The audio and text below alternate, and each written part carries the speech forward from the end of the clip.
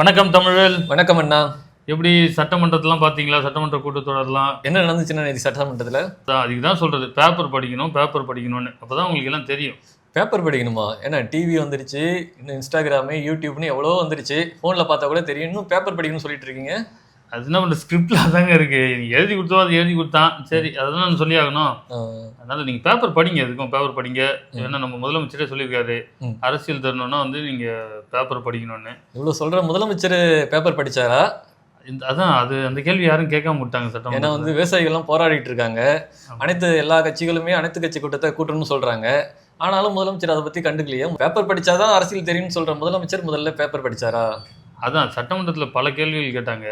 இதையும் கொஞ்சம் கேட்டுருக்கலாம். பேப்பர் படிக்கணும்னு சொல்கிறீங்களே, நீங்கள் இன்னைக்கு காலையில் எந்த பேப்பர் படிச்சிங்க, இல்லை ஏதாவது ஒரு செய்தியை சொல்லுங்கள் அப்படி கேட்டிருந்தா நீங்கள் சொன்ன மாதிரி முதலமைச்சரை மாட்டியிருப்பார். அதுவும் இப்போது விவசாயிகள் போராடுற போராட்டம், காவிரிக்காக காவிரி நதிநீர் உரிமைக்காக போராடுறது, இது எல்லாத்தையும் பேப்பரில் படிச்சிருந்தா கூட நீங்கள் சொன்ன மாதிரி அவர் தெரிஞ்சிருக்கோம். அது படிக்காதனால தான் அனைத்து கட்சி கூட்டத்தும் காவிரிக்காக கூட்டாமல் அனைத்து எம்பிக்கள் கூட்டத்தை தொகுதி மறுசீரமைப்பு கொண்டு வராங்க, அதுக்கு போய் கூட்டுறாங்க முதலமைச்சர். ஏன்னா இன்னும் அந்த தீர்மானத்தை மத்திய அரசு கொண்டு வரவே இல்லை. அதுலயும் இப்போ திமுக எம்பி எல்லாம் சொல்லியிருக்காங்க, இன்னும் எங்களுக்கு நேரடியாக நீங்கள் லெட்டர் போட்டிருக்கீங்க வான்னு. நாங்கள் ஏதாவது ஒரு வேலையாக இருப்போம், மக்கள் பணியில் இருப்போம், வெளியே இருப்போம், எங்கள் கட்சிக்குள்ள முதல்ல நீங்கள் தெரியப்படுத்தணும். எங்களை நேரடியாக கூப்பிட்டா இது இந்த வீட்டிலலாம் மாமியாருக்கும் அந்த சம்பந்திங்க வீட்டில் சண்டை இருக்கும். அப்போ என்ன பண்ணுவாங்கன்னா நேராக மாப்பிள்ளைக்கே எல்லா தகவலையும் சொல்லுவாங்க, மாமியார் மாமனார் சொல்ல மாட்டாங்க. அது மாதிரி இது ஒரு பெரிய கூத்தா இருக்கு. அதுவும் இல்லாமல் இவங்க கட்சி தலைவருக்கே சொல்லாம எம்பிக்களை கூப்பிட்டா அவங்களுக்கே ஒரு சந்தேகம் வந்துருது, இவருக்கு அனைத்து கட்சி கூட்டத்துக்கு கூப்பிடுறாரா இல்ல கட்சியில சேரத்துக்கு கூப்பிடுறாரா அப்படிங்கிற சந்தேகம் வந்துருது. ஏற்கனவே குதிரை பேருமே ஏன உயரத்துக்கு போயிட்டு இருக்கு. இந்த நேரத்துல இந்த மாதிரி கூப்பிட்டா சந்தேகம் வரதானே செய்யும். அப்போ சட்டசபையில நேற்று முக்கியமான இன்னொரு விஷயமும் நடந்திருக்கு. அது என்னன்னு பாத்தீங்கன்னாக்கா, லாட்ரின்னு எதிர்கட்சிக்காரங்க கத்திருக்காங்க. ஆமா, அப்போ வந்து ஆதவ அர்ஜுனா இருந்துச்சுன்னு உதயநிதியை சவுக்கில் அடிக்கிற மாதிரி 900 கோடி எப்படி நீங்க எங்ககிட்ட இருந்து வாங்கினீங்க அப்படின்னு ஒரு கேள்வி எல்லாம் நல்லா கேட்டிருக்காரு. நமக்கு ஒரு கேள்வி இருக்கிறதுல, சும்மா ஒப்புக்கு இருந்த திமுகக்கே ஆதவ அர்ஜுனா 900 கோடி கொடுத்தாரு. இன்னைக்கு ஆளுங்கட்சி அமைச்சரா இருக்கிற அதே லாட்ரி குடும்பம் தாவேக்காக்கு எவ்வளவு காசு கொடுத்துருக்கோம்? இதுதான் ஒரு $1 பில்லியன் கொஸ்டினா இருக்கு இப்போ. ஆமா, அதுக்குதான் ஒரு உதயநிதியும் கேட்டிருக்காரு. இதெல்லாம் உங்க மாமனார்ட்ட தான் கேட்கணும் அப்படின்னு உதயநிதி கேட்டாரு. அதுக்கு வந்துட்டு ஆதவ அர்ஜுனா சொன்னா, வாங்கினவங்க அப்பாவுக்கு கேட்டாலும் தெரியும் அப்படின்னு சொல்லி. எப்படி பார்த்தாலும் 2 பேரும் ஒருத்தவங்க கொடுத்துருக்காங்க, ஒருத்தவங்க வாங்கியிருக்காங்க. நீங்க சொன்ன மாதிரி எது போய் இருந்த அந்த கட்சிக்கே திமுகவுக்கே 900 கோடி கொடுத்தாருன்னா இன்னைக்கு அமைச்சரே ஆயிருக்காரு, ஆட்சிக்கே வந்திருக்காங்க. இந்த கட்சிக்கு எவ்வளவு கொடுத்தாரு அப்படிங்கிற ஒரு கேள்வியும் இருக்கு. இப்போ வன்னியரசு அதே அவையில தான் வன்னியரசும் உட்கார்ந்து இருந்தாரு, அமைச்சர் வன்னியரசு. அவர்கிட்ட வந்து செய்தியாளர் ஒரு கேள்வி கேட்டிருக்காங்க, இது மாதிரி கடன் வாங்குறதுலாம் தப்பு இல்லையா அப்படின்னு கேட்டிருக்காங்க. அவர் சொன்னாரு, கடன் வாங்குறதுலாம் தப்பு கிடையாது, திரள் நீதி வாங்குறது தான் தப்பு அப்படின்னு சொல்லியிருக்காரு. ஆமா, அவர் தெளிவா பேசும். அப்படி எதுவாக இருந்தாலும் வந்து தெளிவா புட்டு வைப்பாரு. அந்த வகையில வந்து கடன் வாங்கினா தப்பு இல்லை, இல்லை நிதி வாங்கினா தப்பு இல்லை, ஆனா வந்து திரள் நிதி வாங்கினாதான் வந்து சிக்கல். அவங்களே கையெழுத்து போட்டு பல நிதி வாங்கியிருக்காங்க. ஆனா அதுக்கு பேர் வந்து நன்கொடை. நம்ம வந்து இனிமே வந்து திரள் நிதின்னு சொல்லக்கூடாது, நன்கொடை அப்படி சொல்லிட்டீங்கன்னா அவங்க ஒத்துக்குவாங்க. விசிகா இப்ப நடத்துற மாநாட்டு கூட அந்த ஸ்கேனர்லாம் வச்சு நன்கொடை வாங்குறாங்க. நன்கொடைன்னு சொன்னா நல்லதா இருக்கும், திரள் நிதி சொன்னா அது திருட்டாயிடும். ஏதோ ஒன்று பேசணும்னு பேசி வைக்கிறது இதெல்லாம். அதாவது யோசிச்சா இதுல இந்த மாதிரிலாம் பேச்சு வருமா? யோசிச்சு பேசணும். வரும் மக்கள்கிட்ட சிறுக ஏழை மக்கள் இது மாதிரி கட்சியில் அவங்களே விரும்பி தர்ற அந்த 1 ரூபா 2 ரூபா 5 ரூபா 10 ரூபான்னு தர்றது, இந்த திருநிதியை வந்து திருட்டு, இது ஒரு கொள்ளை அடிக்கிற பணம் அப்படின்னு சொல்லி அதை வந்து அவமதிக்கிறாங்க. ஜனநாயகத்துல மக்கள்கிட்ட நிதியை திரட்டி அரசியல் செய்யறது தான் அதோட ஜனநாயக அடிப்படை பண்பு. அதை தப்புன்னு சொல்றவங்க பெரும் முதலாளிகள் அவங்களோட லாப தேவைக்காக 900 கோடி 1000 கோடி 2000 கோடின்னு எல்லா கட்சியும் வாங்குறாங்க. காங்கிரஸ், பிஜேபி, திமுக எல்லா கட்சியும் வாங்கி, தாவிக்கா கூட வாங்கியிருக்கும். ஏன்னா ரெட்டி எல்லாம் இவங்களோட இதா இருக்காங்க. இன்னைக்கு டெல்லி பிரதிநிதியா தயாரிப்பாளர்லாம் அவங்க நியமிச்சிருக்காங்க, அவங்க பட தயாரிப்பாளர். அப்ப நிறைய கோடிகள் நிதியை வாங்குறாங்க. அப்ப இதெல்லாம் பாக்குற வன்னியரசு, அமைச்சர் வன்னியரசு, அதெல்லாம் தப்பா இல்லையா அப்படிங்கறத அவர் சொல்ல மாட்டாரு. எந்த கருத்தும் இல்ல அதுல வந்து நோ கமெண்ட்ஸ் சொல்றாருன்னு நினைக்கிறேன். அதனால இது வந்து ஒரு காழ்ப்புணர்ச்சியில ஒரு வெறுப்பு அரசியல் செய்யறதுக்காக ஏதோ ஒரு வார்த்தையை சொல்லி விடுறது தான். அதனால அது அவரே யோசிச்சா வன்னியரசு அண்ணனுக்கே புரியும். அதை வந்து அவர் தான் யோசிக்கணும். அடுத்ததா இந்த நிதி ஒதுக்கீடு எல்லா துறைக்கும் நடந்துச்சு. இதுல வந்து பேர் அதிர்ச்சி தரக்கூடிய ஒரு இதுவா வந்து இந்த ஓய்வூதியத்துல 14,000 கோடியை வந்து குறைச்சு பட்ஜெட்ல ஒதுக்கீடு செஞ்சிருக்காங்க. அப்ப ஏற்கனவே நீங்க பாத்தீங்கன்னா ஓய்வூதிய பிரச்சனை எல்லா துறைகள்லயுமே இருக்கு. முக்கியமா போக்குவரத்து துறையில இருக்கு. போக்குவரத்து துறையில இப்போ பிடிச்சி வச்ச ஓய்வூதியத்தை வந்து நீங்க தரல அப்படின்னு வந்து அதுல வேலை செஞ்ச ஓய்வு பெற்ற எல்லாருமே வந்து போராடினதை நம்ம பார்த்தோம். நம்ம அண்ணன் சீமானும் அவங்களுக்கு ஆதரவா போய் நின்று எல்லா களத்திலையும் போராடினாரு.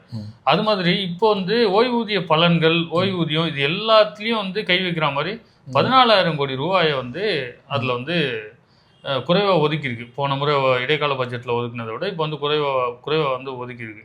இதனால ஓய்வு பெற்ற அரசு பணியாளர்கள் எல்லாருமே வந்து என்ன சொல்கிறாங்கன்னா, இதனால நாங்கள் தான் பெருசும் வந்து பாதிக்கப்படுவோம். இப்போ வேலையில் இருக்கிறவங்களாவது பரவாயில்ல, இப்போ இவங்க வந்து வயசாகி ஓய்வு பெற்றாங்க. இப்போ கடைசி காலத்தை வந்து இந்த பொருளாதார நெருக்கடி இல்லாமல் அவங்களோட அடிப்படை தேவையை அவங்களே பூர்த்தி செய்கிற மாதிரி இருக்கணுங்கிறதுக்கு தான் இந்த ஓய்வூதியமே நம்ம அரசாங்கம் கொண்டு வருது. இப்போ அதுலேயே கை வச்சா இது வந்து மக்களுக்கு வந்து எவ்வளோ பெரிய ஒரு ஏமாற்றமாக இருக்குமோ பாருங்க. ஆமாம், இவங்க தாவேக தேர்தல் அறிக்கையில் என்ன சொல்லியிருக்காங்கன்னா, பழைய ஓய்வூதிய திட்டத்தை கொண்டு வருவோம். அந்த திமுக கொண்டு வந்தது கூட பங்களிப்பு ஓய்வூதிய திட்டம். அதை எடுத்துட்டு நாங்கள் பழைய ஓய்வூதிய திட்டம் கொண்டு வருவோம்னு சொல்லியிருந்தாங்க. இப்போ அதையும் வந்து நிறைவேற்றாமல் இருக்கிற நிதியிலேயே ஒரு 14,000 கோடி ரூபா அவங்க வந்து குறைச்சிருக்காங்க. அது வந்துட்டு அனைத்து அந்த தலைமைச் செயலக ஊழியர் சங்கமும் இதுக்கு எதிராக போர்க்கொடி தூக்கியிருக்காங்க. என்னன்னா, இவங்கெல்லாம் தான் சேர்ந்து தான் இந்த ஆட்சியை கொண்டு வந்ததுக்கு அதிக தபால் ஓட்டு போட்டு கொண்டு வந்தாங்க. இன்னைக்கு விவசாயிகளுக்கு குறைச்ச மாதிரி, கடன் முழுமையாக தள்ளுபடி பண்ணாத மாதிரி இவங்களுக்கான ஓய்வூதிய நிதியும் அவங்க குறைச்சிருக்காங்க. இன்னொன்று, இதே மாதிரி மின் வாரியத்துறையிலையும் மின்சாரத்தில் வந்து பல ஒரு இந்த தொழில்முறை நுகர்வோர்கள் இருப்பாங்கல்ல, அதில் வந்து ஏறக்குறைய வந்து ஒரு 50 லட்சம் நுகர்வோருக்கு வந்து தனியார் மயமாக்கப்பட்ட மின் மீட்டர்கள் வந்து பொருத்துறதுக்காக ஒரு முன்முடிவை வந்து இந்த அரசாங்கம் வந்து எடுத்திருக்கு. இதில் அதில் என்னன்னா, இந்த கவர்மெண்ட்டுக்கு இருக்கிற அந்த அரசு பஸ்ஸு இதுக்கெல்லாம் சார்ஜ் போடுறத கூட வந்து தனியார் கொடுக்கணும். அதாவது அது வந்து ரொம்ப எளிமையானது. ஒரு பொருளை பயன்படுத்துகிறோம், நம்ம கூட செல்ஃபோனை பயன்படுத்துகிறோம், அதுக்கு சார்ஜ் போட போகிறோம். அப்போ ரெண்டுமே ஒன்று சார்ந்தது தான். நீங்கள் வந்து பஸ் டிப்போவில் ஏற்கனவே பெட்ரோல் ஐஓசிலேருந்து பிபிசிஎல் எல்லா நிறுவனத்துலேருந்தும் அந்த பெட்ரோல் பங்க், அந்த பெட்ரோலில் வந்து அந்த டிப்போக்குள்ளேயே ஒரு பங்க் வச்சு அதுலேருந்து தான் வந்து அரசு பஸ்ஸுகளுக்கு நிரப்பி அந்த பஸ்லாம் ஓடிக்கிட்டு இருந்துச்சு. ஆனால் அதை விட எளிமையானது வந்து சார்ஜ் போடுறது. உங்கள்கிட்ட மின்துறையும் இருக்குது. ஆமாம், மின்துறை இருக்குது. சார்ஜ் போடுறது அதை விட எளிமையான வேலை. அதுக்காக நீங்கள் வந்து பெட்ரோலோ டீசலோ கொண்டு வந்து ஒரு டேங்க்ல நிரப்பி அதுக்கு ஒரு மோட்டர் வச்சு பம்ப் வச்சு அதை கணக்கு பார்த்து அதை வந்து அதில் பழுது அடைஞ்சிருக்கலாம், கேலிப்ரேஷன் பண்ணாமல் இருக்கலாம். அதனால பெட்ரோல் அதிகமாக, டீசல் போட்டது அதிகமாக காட்டும், கம்மியாக காட்டும், ஆயில் ஊற்றணும், அது இதுன்னு நிறைய இருக்கு அந்த டீசல் இன்ஜினுக்கு. உங்களுக்கு பெட்ரோல் இன்ஜின் வெறும் சார்ஜ் தான் போட போகிறாங்க. இப்போ பெட்ரோல் இது மின்சாரத்தில் இயங்குற வண்டிக்கு சார்ஜ் தான் போட போகிறாங்க. அப்போது நீங்கள் வெறும் ஒரே ஒரு சார்ஜர் மிஷின் தான், அந்த அதை எடுத்து அதில் ஃப்ளக் பண்ணிங்கன்னா சொருகுனீங்கன்னா சார்ஜ் ஏறுதா இல்லையான்னு காட்ட போது. அதுக்கு எதுக்கு நீங்கள் அதை போய் தனியார்கிட்ட கொடுக்கணும்? அது வந்து ஒரு முறை நம்ம முதலீடு பண்ணுறது தான். அரசாங்கமே அதை பண்ணிட்டா அதில் பராமரிப்பு செலவும் குறைவு. அப்போ நீங்கள் வந்து மொத்தமாகவே அதில் இப்போ செலவு செய்ய தனியாருக்கு ஒதுக்கி அவங்களுக்கு டெண்டர் கொடுத்து அவங்களுக்கு செலவு செய்கிற தொகையை விட அரசாங்கமே அதை வந்து பராமரித்தா இன்னும் 4 பேர் கூடுதலாக வேலை கிடைக்கும், அரசு வேலை கிடைக்கும். இதை தான் வந்து அந்த ஊழியர்கள் தொடர்ந்து சொல்கிறாங்க. இது வந்து இந்த மின் வாரிய ஊழியர்களோட வேலை வாய்ப்பை வந்து சுத்தமாக பறிக்கிற வேலையை தான் இந்த திட்டங்கள்லாம் செய்யும் சொல்லி அதுக்கு வந்து பெரிய எதிர்ப்பு தெரிவிச்சுருக்காங்க. அனல் மின் விரிவாக்க திட்டமாக இருந்தாலும் சரி, மின் பாதைகளாக இருந்தாலும் சரி, மின் கோபுரங்கள், துணை மின் நிலையங்கள் எல்லாத்தையுமே இவங்க வந்து தனியார்கிட்ட கொடுக்குறாங்க. இதனால பாதிக்கப்படுறது அந்த மின் வாரிய ஊழியர்கள். அவங்களும் அரசாங்க ஊழியர்கள்லாம் வராங்க. அரசாங்க ஊழியர்லாம் அதிகமாக தபால் ஓட்டு போட்டு தான் இந்த அரசை கொண்டு வந்தாங்க. அதோட பலனை இப்போ அவங்க அனுபவிக்க தொடங்கிட்டதா தான் பார்க்க வேண்டியதாக இருக்குது. அதுவும் இல்லாமல் இன்னொரு முக்கியமான தீர்மானத்தை நேற்று தமிழ்நாடு சட்டசபையில் தமிழ்நாடு தாவேக அரசு கொண்டு வந்து நிறைவேற்றிருக்காங்க. அது என்ன தீர்மானம்னா, மத்திய அரசு தமிழ்நாடு அரசுக்கு தர அந்த ஜிஎஸ்டி வரி வாங்கிட்டு போகிறாங்க இல்லையா, அதுலேருந்து மீதி வந்து கொடுக்கறது வந்து முழுமையாக தரணும். அதை ₹1 வாங்கினா 29 பைசா தான் திருப்பி தராங்க. அது வந்து மத்திய பிரதேசத்துக்குலாம் ₹2 28 பைசா கொடுக்குறாங்க. ₹1 வாங்கிடுறாங்க, ஆனால் திருப்பி தரும்போது ₹2 28 பைசா கொடுக்குறாங்க. பீகாருக்கு ₹7 தராங்க. ஆனால் தமிழ்நாடு வந்து அதிக பங்களிப்பு செய்து பொருளாதார வளர்ச்சிக்கு இந்தியாவுக்கு. ஆனால் வந்து இங்கே ₹1 நம்ம வரி வந்து வசூல் பண்ணிட்டு திரும்ப வந்து 29 பைசா தான் தராங்க அப்படிங்கிறது தான் அதோட குற்றச்சாட்டு. 41%ங்கிறத நீங்கள் திருப்பி தரது வந்து 50% ஆக்கணும் அப்படிங்கிற கோரிக்கை தான் இப்போ அதை தான் தீர்மானமாக கொண்டு வந்து நிறைவேற்றிருக்காங்க. ஆனால் வந்துட்டு நம்மளோட இது என்னன்னாக்கா, வரி வசூல் பண்ற உரிமையே நான் மாநில அரசுகிட்ட தான் இருக்கணும். ஆமா, நம்ம மாநில அரசு தான் வந்து மத்திய அரசுக்கு வந்து என்ன தேவையோ அது அதுக்கான கொடுக்கணும். நிதியும் உனக்கு 20% 30% அப்படி கொடுக்குற ஒரு இதுதான் கொண்டு வரணும். நம்ம கோரிக்கை வைக்கிறோம். மொத்தமா வாங்கி வச்சுக்கிட்டு நமக்கு நம்ம வந்து கையேந்தி இது கொடுங்க, பேரிடர் காலத்துல கூட நம்ம தான் கையேந்தி கேட்கிற மாதிரி ஒரு நிலைமை வச்சிருக்காங்க. இந்த திமுக அரசா இருந்தாலும் சரி, அதிமுக அரசா இருந்தாலும் சரி, தாவேக அரசா இருந்தாலும் சரி, எல்லா அரசுமே இதை நோக்கி தான் குறைஞ்சபட்சம் இதை கெஞ்சுறது, திரும்ப திரும்ப கடிதம் எழுதுறது, கோரிக்கை வைக்கிறது, தீர்மானம் நிறைவேற்றுறது, இதை தான் போறாங்க. இதுதான் கல்வியை முதல்ல கொடுத்துட்றாங்க. அப்புறம் பாத்தீங்கன்னாக்கா அது நீட்டு விலக்கு இப்படி கேட்டுட்டு இருக்காங்க. மாநில அரசுகள்கிட்ட மாநிலத்திட்ட இருக்க வேண்டிய உரிமைகள் வந்து மாநிலத்திட்டே இருக்கணும் அப்படிங்கிறது தான் நம்மளோட கோரிக்கையா இருக்கு. அது ஒண்ணு. இப்போ மதுபானத்துல வந்து மறுபடியும் வரியை வந்து மறுபடியும் கூட்டுறாங்க. ஏற்கனவே மதுபானத்துல பாத்தீங்கன்னா அது கொள்முதல் விலை வந்து ஒரு மது பாட்டிலுக்கு 50 ரூபா தான் இருக்கு. ஒரு 250 ரூபாய்க்கு விற்கிற பொருளோட கொள்முதல் விலைன்னு பாத்தீங்கன்னா 50 ரூபா தான் இருக்கு. மற்றதெல்லாம் வரி போட்டு தான் அது 250 ரூபாய்க்கு வந்து நிக்குது. இப்போ கூடுதலா ஒரு வரியை சேர்த்திருக்காங்க. பேர் கூட நல்லா வச்சிருக்காங்க. அந்த வரி பேர் என்னன்னாக்கா சுற்றுச்சூழல் மற்றும் சமூக நல வரி. ஆமா, அதாவது மது குடிப்பது நாட்டுக்கு வீட்டுக்கு உயிருக்கு கேடுன்னு மது பாட்டில் எழுதியிருக்கோம். ஆனா இவங்க அது வரிக்கு பேர் பாத்தீங்கன்னா சுற்றுச்சூழல் மற்றும் சமூகத்தை வந்து பாதுகாக்கிறதுக்காக வரி. இதுல என்ன சமூக நலன் இருக்கு அப்படிங்கிறது தான் தெரியல. அதான் இப்ப வந்து பாட்டில தூக்கி போட்டா சுற்றுச்சூழல் கெட்டு போதான். பாட்டில வந்து திரும்ப வாங்குற ஒரு இது வந்து கொண்டு வந்தீங்க. அதனால உண்மையிலேயே வந்து நல்லதுலயும் ஒரு கெட்டதுன்னு சொல்லுவாங்கல்ல, அது மாதிரி வந்து இந்த பாட்டில தூக்கி போடாம திரும்ப வாங்குறது வந்து ஒரு உண்மையிலேயே நல்ல விஷயம். நம்ம கூட சொன்னோம், இந்த சுற்றுச்சூழல பெருசா பாதிக்கிற சீம கருவேலம் இருக்கு. அண்ணன் பேசும்போது பல இடத்துல சொல்லியிருப்பாரு, 10 ரூபா கொடுப்பேன் அந்த செடியை பிடிங்கிட்டு வா அப்படின்னா ஒரே ஒரு சீம கருவேலம் கூட இருக்காது என் ஊர்ல அப்படின்னு சொல்லுவாரு. அதோட காப்பி தான் இது.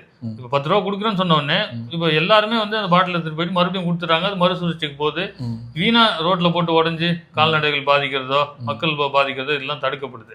அது ஒண்ணு. இன்னொன்னு சொல்லியிருக்கிறது தான் வேடிக்கை. உண்மையிலே தமிழ்நாடு அரசுக்கு மக்கள் மேல அக்கறை இருந்தாக்கா மது விற்பனைக்கு அந்த சுற்றுச்சூழல் மற்றும் சமூக நல வரி விதிக்கிறதுக்கு பதிலா மது விற்கிறதே தடுக்கிறது தான் மக்களுக்கு செய்யற உண்மையான நன்மையா இருக்க முடியும். அதை செய்யாம இந்த மாதிரி வரி விதித்து திரும்பவும் அவங்களை கொண்டு போய் சேர்க்கிறாங்கிறதுலாம் ஒரு நாடகம், கண் துடைப்பு நாடகமா தான் இருக்கும். திரும்ப அவங்க கிட்ட இருந்து கூடுதலா பணத்தை வாங்கி திரும்ப மக்கள் பணத்தை ஒரு சுரண்டல் முறையா தான் இது இருக்கும். அப்ப பாம் வைக்கிறதும் நீதான், எடுக்கிறதும் நீதான் அப்படிங்கிற மாதிரி தான் இருக்கு. அப்பா என்ன மாதிரி திட்டம். நல்ல மழை பெய்யும், எடுத்துட்டு போய் கடல்ல கலந்து விட்டுருவாங்க. ஏரி இருந்தா மூடிடுவான், குளம் இருந்தா மூடிடுவான், குட்டை இருந்தா மூடிடுவான். அதுக்கப்புறம் சின்னதா ஒரு சிமெண்ட் கால்வாயை கட்டி அது அந்த தெருவுல கூட ஊறாது. அந்த தண்ணி வந்து பூமிக்கு அடியிலேயே போகாது, அந்த கால்வாயிலேயே போய் ஆத்துல வந்து ஆத்துல இருந்து நேரா போய் கடல்ல கலந்துரும். அதுக்கப்புறம் அங்க ஒரு 50,000 கோடி செலவு பண்ணி ஒரு யூனிட் போட்டு அந்த கடல் நீரை மறுபடியும் சுத்திகரிப்பு செஞ்சு நல்ல தண்ணியா மாத்தி இங்க கொண்டு வரேன்னு சொல்லி ஒரு திட்டம். இது எப்படி ஒரு மோசமான திட்டமோ அது மாதிரிதான் இது. அது அங்க இங்க வந்து வாழறதுக்கே உரிமை இல்ல, அந்த இடத்த விட்டு வெளியே போங்கன்னு சொல்லி இந்த வந்து மேகமலையில, தேனியில மேகமலையில இந்த வருஷநாடு பகுதியில் இருக்கிற ஒரு 98 கிராமங்கள், ஒரு மலை கிராமங்கள், அதுல இருக்கிற ஒரு 5000 மக்களை வந்து இந்த அரசாங்கம் வெளியேற்ற துடிக்குது. இது வந்து என்ன காரணம் காட்டுதுன்னா நீதிமன்றத்தோட தீர்ப்பு. வன பகுதியில் மக்கள் வந்து இருக்கக்கூடாது, நீதிமன்ற தீர்ப்பு கொடுத்துச்சு அப்படின்னு வந்து ஒரு காரணத்தை சொல்றாங்க.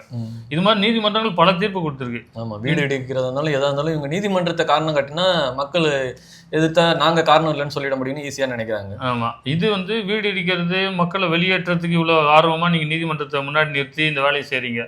இதே நீதிமன்றங்கள் இது மாதிரி பல இது கொடுத்துருக்கு. இப்போ கூட நீதிமன்றம் சொல்லியிருக்கு 10 ரூபா பாட்டிலுக்கு வாங்கினா வழக்கு போடுங்கன்னு சொல்லியிருக்கு. நீங்க எத்தனை இடத்துல போட்டீங்க சொல்லுங்க, போட முடியுமா உங்களால? உதாரணத்துக்கு நேற்று தான் சொல்லியிருக்காது. நீங்க இன்னிலேருந்து தொடங்குங்க, வாங்க ஒரு ஒரு 4 இடத்துக்கு போவோம், எத்தனை இடத்துல 10 ரூபா வாங்குறாங்க அவங்க மேலாம் நீங்க வழக்கு போட்டுருவீங்களா? அது வந்து கண் துடைப்பு தான். இப்போ நீதிமன்றம் சொன்னது எல்லாம் இவங்க எல்லாம் செஞ்சிட்டாங்களா அப்படின்னா அதெல்லாம் கிடையாது. அப்போ தொடர்ச்சியா வந்து நம்ம மக்களுக்கு எதிரான ஒரு ஆட்சியாக தான் இந்த தாவேக ஆட்சி இருக்கு. அதுக்கு ஒரு உதாரணம் தான் இந்த மலைவாழ் மக்கள் பல தலைமுறைகளா அங்க வாழ்ந்துகிட்டு இருக்காங்க. நமக்கான உணவுப் பொருட்கள் அங்க உற்பத்தி செய்யறாங்க. அங்க அவங்க கொடுக்குற உணவுப் பொருளை வாங்கி நம்ம சாப்பிட்றோம். அந்த நன்றி உணர்ச்சியாவது நமக்குள்ள கொஞ்சமாச்சு இருக்கணும் அப்படிங்கிறது தான் நம்மளோட இது. எல்லாமே வந்து தாய் நிலத்தை தாண்டி வேறு எதையும் வந்து யாரும் நேசிக்க மாட்டாங்க. நீங்க அங்கிருந்து அவங்களை கூட்டு போய் அமெரிக்காவில் வாழ வச்சாலும், இங்கிலாந்துல, பிரான்ஸ்ல, உலகத்துல பெரிய பெரிய செழிப்பான நாடுகளில் வாழ வச்சாலும் அங்க தன்னோட சொந்த நிலத்துல தன்னோட தாய் நிலத்துல வாழறது போல ஒரு வாழ்க்கை எங்கேயும் வாழ முடியாது. அதை உணர்ந்து தான் எங்களோட சொந்த ஊர் பரந்தூர் கிராமத்துல வந்து அத்தனை நாள் வந்து ஏர்போர்ட்டுக்கு எதிராக பசுமை வானூர்தி நிலையத்துக்கு எதிராக ஒரு பெரிய போராட்டத்தை மக்கள் நடத்தினாங்க. நீங்க வந்து உங்களோட போராட்டமே போராட்டமே தாவேக்காவோடது. அங்கதான் போய் அந்த மக்களோட பேசி நான் வந்தா வராதுன்னெலாம் சொன்னீங்க. இன்னைக்கு நேற்றும் தயாநிதி மாறன் அவர்கள் நாடாளுமன்றத்தில் கேள்வி எழுப்பியிருக்காரு இந்த பசுமை விமான நிலையத்தை குறித்து. அதுக்கு என்ன பதில் சொல்லியிருக்காங்கன்னா, இது வரைக்கும் தமிழ்நாட்டில இருந்து இடமாற்றம் தொடர்பாகவோ அந்த திட்டத்தை கைவிடுறோன்றது தொடர்பாகவோ எந்த அறிவிப்பும் எங்களுக்கு வரல அப்படின்னு சொல்றது வந்து ஒரு பெரும் ஏமாற்றத்தை உங்களை நம்பி வாக்களித்த அந்த மக்களுக்கு வந்து நீங்க தரீங்க. நாங்க முதல்ல சொன்னோம் இவங்க ஏமாத்துவாங்கன்னு. ஆனா எங்க மக்கள் எப்பயுமே பாவம் தானே, நல்லதை வந்து கடைசியா தான் வந்து இது பண்ணுவாங்க. எல்லாமே போயிடும். உயிர் வந்து கடைசி நேரத்தில் இருக்கும்போது தான் தண்ணியை குடிப்பாங்க. அது வரைக்கும் சாக்கடையை தான் குடிச்சிட்டு இருப்பாங்க. அது மாதிரி உங்களை குடிச்சிட்டாங்க. முடிஞ்சா இவங்களை காப்பாத்துங்க. அதை தான் நம்ம திரும்ப திரும்ப சொல்றது. மேகமலையிலிருந்து மக்களை வெளியேற்றுறது இது குறித்து அண்ணன் சீமான் அவர்கள் ஒரு அறிக்கை கொடுத்திருக்காரு. அந்த வனத்துறை சட்டம் 2006 படி அந்த மக்களுக்கு அங்கேயே வசிக்கிறதுக்கான உரிமையை கொடுத்து அவங்களுக்கு பட்டாவை கொடுக்கணுங்கிறத அதுல வந்து தெளிவா வந்து வலியுறுத்தியிருக்காரு. அந்த சட்டத்தின்படி இந்த அரசு செயல்பட்டு அவர்களோட இருப்பிடத்தை உறுதி செஞ்சு அதே இடத்துல வந்து அவங்கள வாழ வைக்கணுங்கிற கோரிக்கையும் நம்மளும் வைக்கிறோம். நாம் தமிழர் கட்சியும் வச்சிருக்கு. தொடர்ச்சி அதுக்காக நாம் தமிழர் கட்சி நின்று போராடும்.